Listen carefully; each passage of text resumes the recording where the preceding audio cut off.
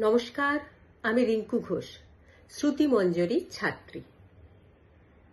আবৃত্তি প্রতিযোগিতায় ঘ বিভাগে আমার নিবেদন অমলকান্তি, কবি নীরেন্দ্রনাথ চক্রবর্তী। অমলকান্তি আমার বন্ধু। স্কুলে আমরা একসঙ্গে পড়তাম।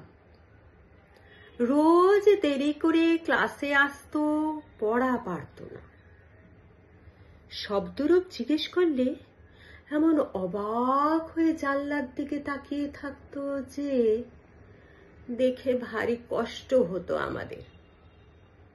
আমরা কেউ মাস্টার হতে চেয়েছিলাম, কেউ ডাক্তার, কেউ উকিল। অমলকান্তি সেসব কিছুই হতে চায়নি। সে রোদ্দুর হতে চেয়েছিল।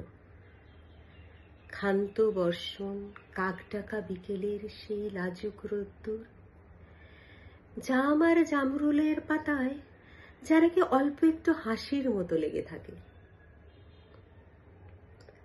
আমরা কেউ মাস্টার হয়েছি, কেউ ডাক্তার, কেউ উকিল। অমলকান্তি রোদ্দুর হতে পারেনি। সে এখন অন্ধকার একটা ছাপাখানায় কাজ করে।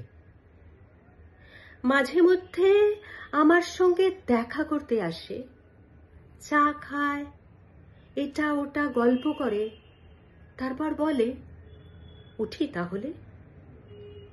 আমি ওকে দরজা পর্যন্ত এগিয়ে দিয়ে আসি।